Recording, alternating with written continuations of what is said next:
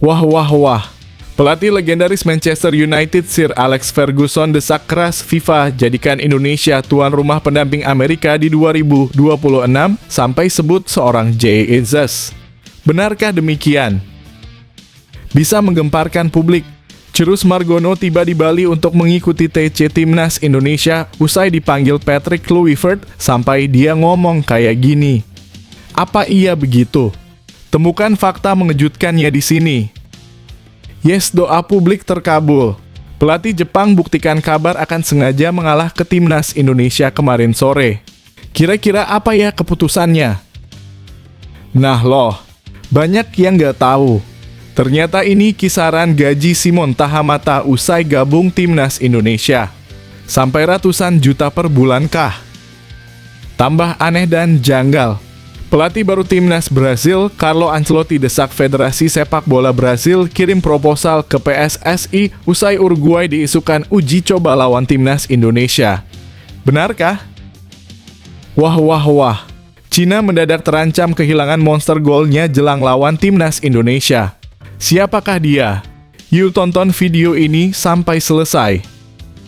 Sebelum video kita mulai, buat kamu yang mau beli jersey Timnas Indonesia, caranya gampang banget. Kamu langsung hubungi nomor WhatsApp yang ada di gambar ini, atau bisa langsung klik link pembelian yang ada di deskripsi video ini ya. Mumpung lagi promo gratis ongkir ke seluruh Indonesia. Buruan sebelum kehabisan. Sebelum dimulai pembahasan, mohon bantuannya untuk subscribe channel ini, agar tidak ketinggalan info Timnas Indonesia. Bisa-bisa menggemparkan dunia.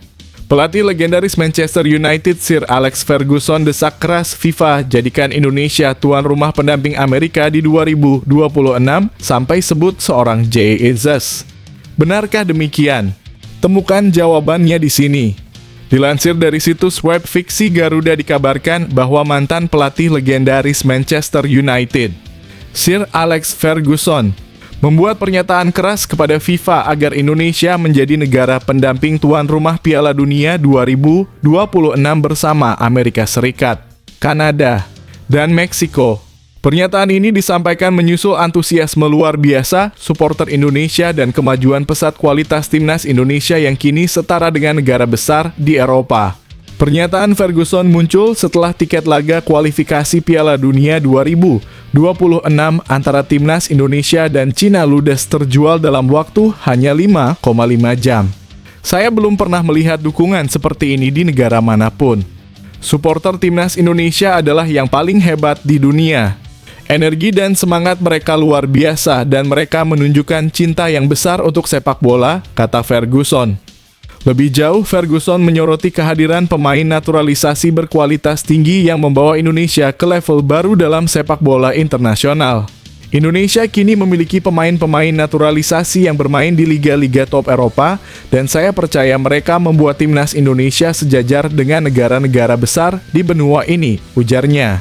Ferguson menyebutkan 5 pemain naturalisasi yang ia anggap kunci kemajuan Timnas Indonesia kehadiran Jesus, Emil Audero, Calvin Verdong, Kevin Dix, dan Ole Romeni memperlihatkan komitmen Indonesia dalam mengembangkan sepak bola dengan standar internasional.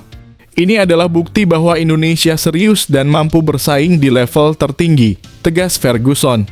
Ferguson menambahkan, saya berharap FIFA melihat potensi besar ini dan memberi kesempatan kepada Indonesia untuk menjadi bagian dari sejarah Piala Dunia 2026. Bukan hanya sebagai peserta, tapi juga sebagai tuan rumah pendamping.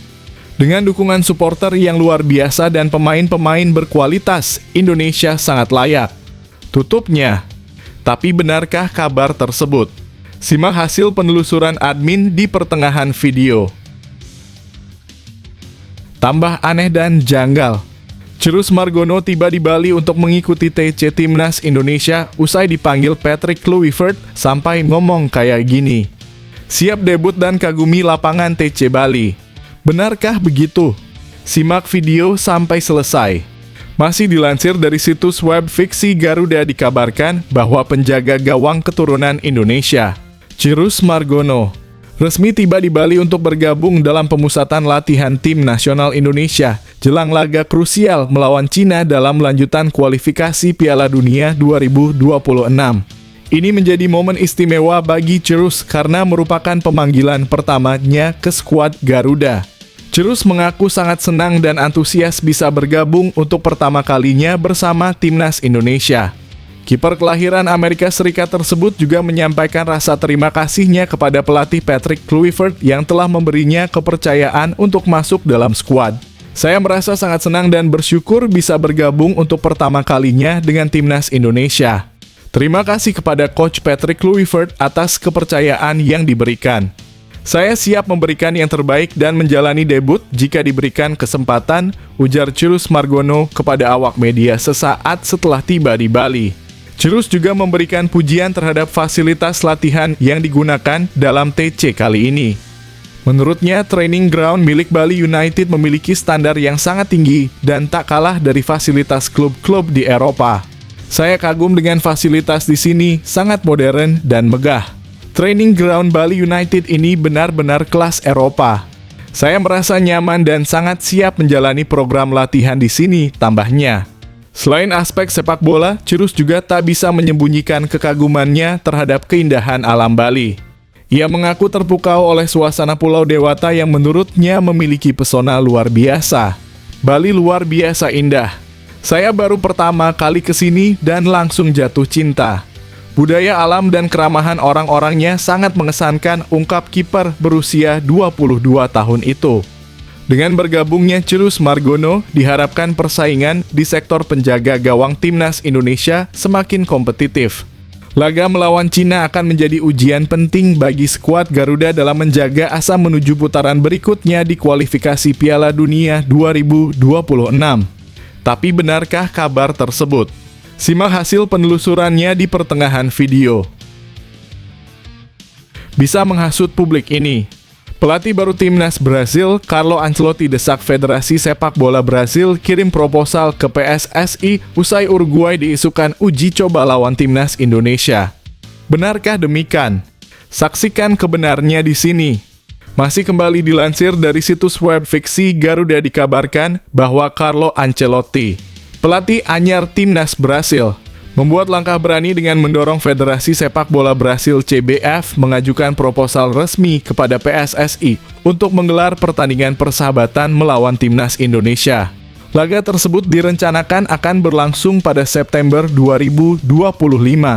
Langkah Ancelotti ini disebut sebagai bagian dari visinya untuk membuka hubungan sepak bola dengan negara-negara di Asia Tenggara. Menyusul rencana kerjasama serupa yang sebelumnya dilakukan oleh timnas Uruguay dengan Indonesia. Saya percaya Brasil harus menjadi pionir dalam menjalin hubungan sepak bola global. Indonesia adalah negara dengan potensi luar biasa. Saya ingin tim saya bermain di sana merasakan atmosfer dan semangat sepak bola mereka, ungkap Ancelotti dalam sesi konferensi pers di Brasil. Proposal resmi dari CBF pun telah disampaikan kepada PSSI dan mendapat tanggapan positif. Ketua Umum PSSI Erick Thohir menyambut baik rencana ini dan menyatakan bahwa pihaknya siap menjadi tuan rumah dalam laga yang sangat dinanti ini. Kami menyambut niat baik dari Brasil. Sepak bola Indonesia akan mendapat banyak manfaat dari pertandingan ini, mulai dari pengalaman internasional hingga peningkatan citra sepak bola nasional. Kami akan bekerja sama dengan semua pihak untuk mewujudkannya, kata Erick Thohir dalam keterangan resmi. Tak hanya dari PSSI, dukungan juga datang dari Badan Sepak Bola Dunia, FIFA. Melalui pernyataan singkat yang disampaikan juru bicara resminya, FIFA menyatakan dukungan terhadap laga persahabatan tersebut selama tetap berada dalam kalender FIFA Matchday.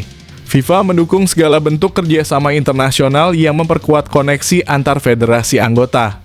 Pertandingan antara Indonesia dan Brasil adalah simbol pertukaran budaya dan pengembangan sepak bola global, demikian pernyataan dari FIFA. Jika rencana ini terwujud, laga timnas Indonesia melawan timnas Brasil akan menjadi salah satu pertandingan persahabatan terbesar dalam sejarah sepak bola Indonesia. Selain akan menarik perhatian publik nasional, pertandingan ini juga akan menjadi sorotan internasional dan menunjukkan posisi Indonesia yang kian diperhitungkan dalam peta sepak bola dunia. Setelah ditelusuri oleh admin Indonesian Soccer, 3 kabar tadi cuma karangan saja. Dan penulis juga sudah memperingatkan ini cuma edukasi akibat banyak konten serupa bertebaran di YouTube. Jadi be smart ya guys. Terima kasih Jepang. Gak cuma omon-omon doang. Pelatih Jepang buktikan diri panggil pemain-pemain level mediocre untuk lawan timnas Indonesia. Fix akan sengaja mengalah demi Indonesia lolos Piala Dunia kah? Ini pernyataan terbarunya tepat kemarin sore. Pelatih Jepang Hajime Moriyasu mengambil langkah berani jelang laga melawan Australia dan timnas Indonesia dengan melakukan perubahan besar dalam skuad Samurai Biru. Tak tanggung-tanggung ada 14 perubahan dibandingkan dengan skuad yang tampil pada bulan Maret 2025 lalu. Dari total perubahan tersebut, 7 pemain merupakan debutan yang belum pernah mencicipi pertandingan internasional bersama timnas Jepang. Nama-nama seperti Kota Takai, Junosuke Suzuki, Kota Tawarat Sumida, Yu Hirakawa, Shunsuke Mito, Ryunosuke Sato, Koki Kumasaka, dan Kodai Sano akan mendapatkan kesempatan perdana mereka membela negeri Sakura. Tak hanya memberi ruang bagi wajah baru, pelatih berusia 56 tahun itu juga mencoret sejumlah pemain senior. Di antaranya adalah Kaoru Mitoma, Junya Ito, Ritsu Doan, dan Hidemasa Morita. Selain itu, penyerang kondang seperti Ayase Uda dan Takumi Minamino juga tidak masuk dalam daftar skuad terbaru. Meski menurunkan banyak pemain pelapis, Hajime Moriyasu tetap optimistis. Ia yakin timnya masih cukup kuat untuk membawa pulang kemenangan, termasuk saat menghadapi timnas Indonesia. Saya bersyukur bahwa kami telah mampu mengorganisasikan tim untuk berkembang lebih jauh guna menciptakan Jepang yang terkuat, ujar Hajime Moriyasu. Pemain yang belum berpengalaman telah dipilih. Saya berharap mereka akan mendapatkan pengalaman yang akan membantu mereka berkembang lebih jauh melalui kegiatan ini. Tidak ada pertandingan tersisa untuk tim nasional. Siapapun yang bermain, saya memilih pemain yang memiliki komitmen untuk menang, ujarnya lagi. Langkah Moriyasu jelas mengundang perhatian. Apakah keputusan berani ini bisa membuahkan hasil maksimal? Atau justru memberi peluang bagi skuad Garuda untuk mencuri poin? Menurut kamu, apakah timnas Indonesia bisa memanfaatkan momentum ini? Yuk, tulis pendapatmu di kolom komentar. Lagi-lagi Dewi Fortuna datang hampiri timnas Indonesia. Monster gol timnas, Cina terancam gagal berangkat ke Jakarta karena hal menyesakan ini. Apakah timnas Indonesia bisa berpesta gol? Simak penjelasannya di sini. Timnas Cina menghadapi ancaman besar jelang laga penting melawan timnas Indonesia awal bulan depan. Striker andalan mereka, Wu Lei, diragukan tampil akibat cedera lutut yang kambuh. Wu Lei bukan sosok sembarangan. Penyerang berusia 33 tahun itu merupakan bomber paling tajam yang dimiliki Cina saat ini dengan torehan 36 gol dari 99 penampilan internasional. Hanya legenda Hao Haidong yang mencetak lebih banyak gol untuk timnas, yaitu 39. Pelatih Branko Ivankovic sejatinya kembali memanggil Wu Lei ke skuad nasional seperti tercantum dalam rilis resmi Federasi Sepak Bola Cina. Ia sempat absen dalam laga melawan Singapura dan Australia bulan lalu.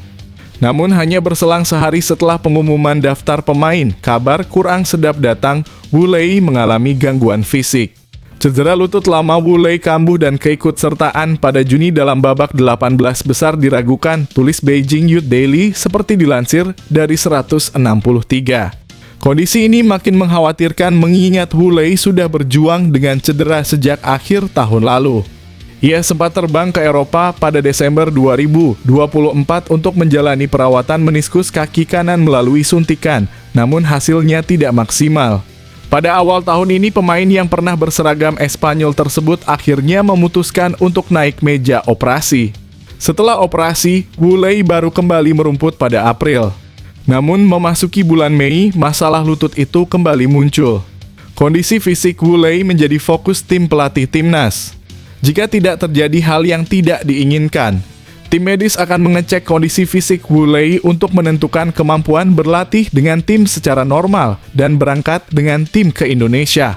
Lanjut laporan Beijing Youth Daily. Jika Wu Lei benar-benar absen, tentu ini menjadi kerugian besar bagi Cina dan peluang yang bisa dimanfaatkan oleh timnas Indonesia. Menurut kamu, apakah absennya Wu Lei akan jadi keuntungan besar untuk Garuda? Atau Cina tetap berbahaya tanpa sang striker veteran? Tulis pendapatmu di kolom komentar.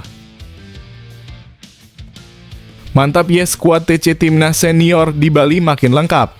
Calvin Verdon tiba di Bandara Ngurah Rai Denpasar, Bali sekitar Senin depan usai membuat pernyataan jujur dan berani gini di Belanda.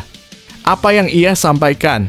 Calvin Verdon mengungkapkan rasa kecewa setelah timnya harus takluk dari FC Twente dalam laga playoff yang menentukan tiket ke Conference League 2025 hingga 2026. Ya, kami sangat dekat. Sayangnya kami kalah di perpanjangan waktu, ujar bek timnas Indonesia itu dikutip dari kanal YouTube NEC TV. Pertandingan tersebut menurut Calvin berlangsung sangat menantang sejak menit awal. Bahkan menurut saya 40 menit pertama sangat sulit bagi kami. Namun segalanya mulai berubah ketika lawan mendapat kartu merah. Setelah kartu merah, kami ambil alih permainan. Lalu kami banyak menguasai bola. Kesempatan demi kesempatan pun tercipta, tapi Dewi Fortuna tampaknya tak berpihak. Sebenarnya kami menciptakan banyak peluang. Saya punya tembakan yang mengenai tiang. Upaya Brian Linson juga 2 kali kena tiang gawang. Seharusnya bisa selesai dalam 90 menit. Sayangnya hasil akhir tetap pahit. Ya, kami sangat sial kebobolan dan kami tetap berjuang keras, tetapi keberuntungan tidak berpihak pada kami, tambahnya. Kini setelah pertandingan berat itu, Calvin akan mengambil jeda sejenak sebelum kembali menjalani tanggung jawab bersama timnas Indonesia. Usai laga, ia dijadwalkan berangkat ke Bali pada Minggu dalam kurung 25 Mei 2025 untuk mengikuti pemusatan latihan jelang 2 laga krusial putaran ketiga kualifikasi Piala Dunia 2026 melawan Cina dan Jepang. Ya, sekarang istirahat, hari Minggu berangkat ke Indonesia, ujarnya. Bek keturunan Molabo ini siap memberikan yang terbaik di 2 pertandingan terakhir sebelum akhirnya bisa menikmati masa liburan.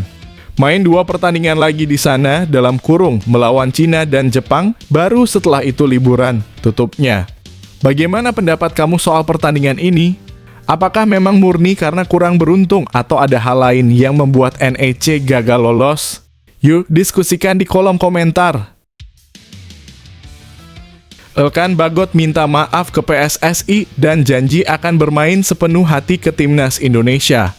Ketemu Erick Thohir di kantor PSSI di Jakarta dan berpelukan dengan Erick Thohir jadi harapanku usai Elkan terpergok fans sedang di kawasan PIK Jakarta. Kok bisa begitu? Elkan Bagot masih berada di Indonesia meskipun namanya tidak tercantum dalam daftar pemain yang dipanggil untuk pemusatan latihan timnas Indonesia yang dimulai pada 26 Mei 2025 mendatang. Keberadaan sang bek jangkung itu kembali jadi sorotan setelah netizen memergokinya di Jakarta. Akun Instagram @AntonioKauri mengunggah foto bersama Elkan yang disebut diambil di salah satu kawasan populer Pantai Indah Kapuk dalam kurung PIK Jakarta. Unggahan tersebut kemudian diberitakan ulang oleh akun sepak bola @laude_football, menambah ramai perbincangan soal Elkan di media sosial.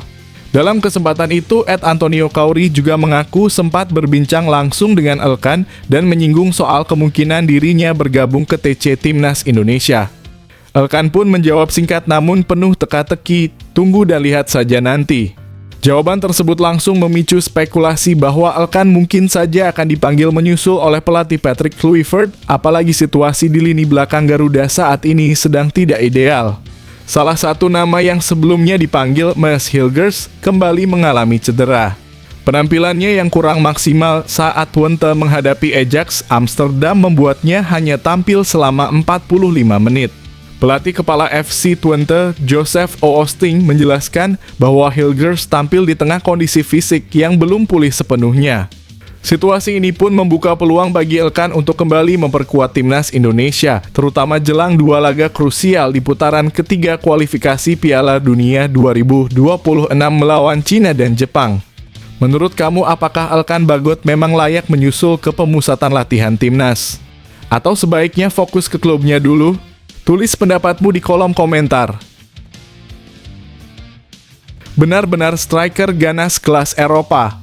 Usai baru saja mendarat di Bali, oleh Romaniga ada takutnya langsung pesuar super keras ke Cina dan Jepang. Fans timnas Indonesia auto kaget mendengarnya.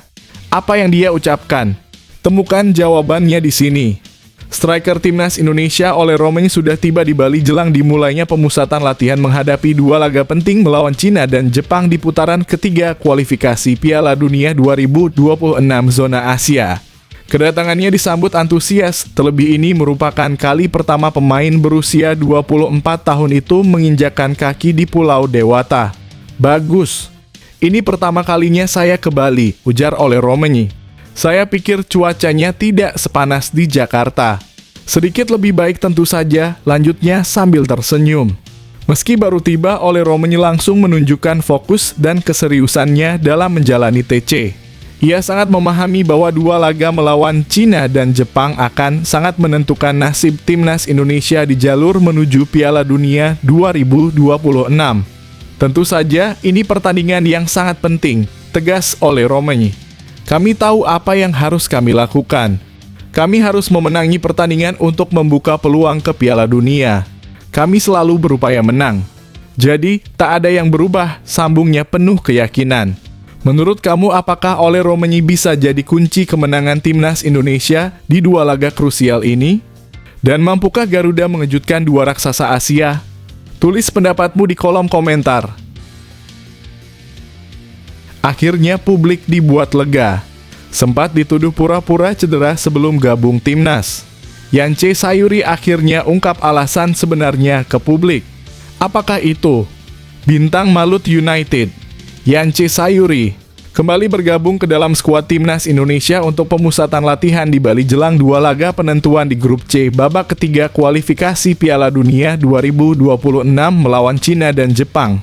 Namun, panggilan ini kembali dibayangi kutukan cedera yang selama ini kerap menghampirinya tiap kali mengenakan seragam Garuda. Menanggapi hal tersebut, Yance memilih untuk pasrah dan menyerahkan semuanya pada kehendak Tuhan. Ia percaya bahwa segala sesuatu sudah diatur dan dituliskan dalam takdirnya. Kalau untuk pemanggilan ke timnas, saya bersyukur ke Tuhan karena masih diberi kepercayaan, kata Yance. Soal saya cedera kalau gabung ke timnas karena saya nggak bisa ceritakan itu karena kehendak Tuhan. Kalau Tuhan bilang belum waktunya, berarti belum waktunya, lanjutnya dengan tenang. Kali ini, Yance dan saudara kembarnya Yakob Sayuri masuk dalam daftar 32 pemain pilihan pelatih Patrick Kluivert. Meski bayang-bayang cedera masih membuntuti, Yance tetap menatap TC dengan semangat baru dan harapan yang besar. Sebelumnya, fokus Yance sempat terbagi karena masih harus menyelesaikan laga pamungkas bersama Malut United di Liga 1 2024 hingga 2025 melawan Persija Jakarta yang berakhir imbang 0-0. Kini ia bisa mencurahkan seluruh energinya untuk memberikan yang terbaik demi timnas Indonesia. Menurut kamu, apakah Yance bisa lepas dari kutukan cedera kali ini dan memberikan dampak besar untuk timnas? Atau harus lebih bersabar menanti waktunya bersinar? Yuk, tulis pendapatmu di kolom komentar. Akhirnya terkuak sudah ke publik. Ternyata segini kisaran gaji Simon Tahamata sebagai Head of Scouting di Timnas Indonesia. Memangnya berapa ya? Apakah ratusan juta per bulankah? Simak informasinya berikut ini. Kabar ini pertama kali diungkap oleh media asal Belanda, Voetbal Primeur, yang menyebut penunjukan Tahamata sebagai sinyal serius dari PSSI untuk membangun fondasi timnas Indonesia dari level usia muda. Langkah ini dianggap strategis mengingat rekam jejak Tahamata memang lebih banyak berfokus pada pembinaan pemain muda. Hingga saat ini belum ada informasi resmi atau sumber terpercaya yang merilis secara detail nominal gaji Simon Tahamata sebagai Head of Scouting di Timnas Indonesia. Namun mari kita simak gambaran umumnya berdasarkan standar di Eropa dan Indonesia. Sebagai perbandingan, Reiner Bonhoff yang bekerja sebagai kepala pemandu bakat di Chelsea dikabarkan menerima bayaran sekitar 100.000 pound sterling per bulan atau setara 2 miliar rupiah. Tentu angka ini sangat besar dan mencerminkan standar tinggi sepak bola Eropa. Bagaimana dengan di Indonesia? Gaji seorang Head of Scouting profesional di tanah air biasanya berada di kisaran 10 juta rupiah hingga 40 juta rupiah per bulan. Angka ini sangat tergantung pada pengalaman, prestasi, serta kebijakan federasi. Melihat rekam jejak Simon Tahamata, bukan tidak mungkin PSSI memberikan kompensasi di atas rata-rata. Sebagai mantan pemain top, pria kelahiran Fugit ini pernah memenangkan 3 trofi Eredivisie dan Piala Belanda bersama Ajax Amsterdam. Ia juga sukses bersama Standard Liège dengan 2 gelar Liga Belgia, Piala Belgia, dan Piala Super Belgia. Setelah pensiun pada 1996, Tahamata aktif di dunia kepelatihan, terutama di level junior. Ia pernah melatih di Akademi Standard Liège, Germinal Beerschot, Ajax Amsterdam, dan Al Ahly. Pengalamannya di level muda inilah yang menjadi alasan kuat di balik pemilihannya sebagai kepala pemandu bakat Timnas Indonesia. Nah, menurut kamu berapa sih gaji yang pantas untuk sosok sekaliber Simon Tahamata di posisi ini? Apakah kamu setuju jika PSSI memberikan bayaran tinggi demi masa depan Timnas Indonesia? Yuk, tulis pendapatmu di kolom komentar.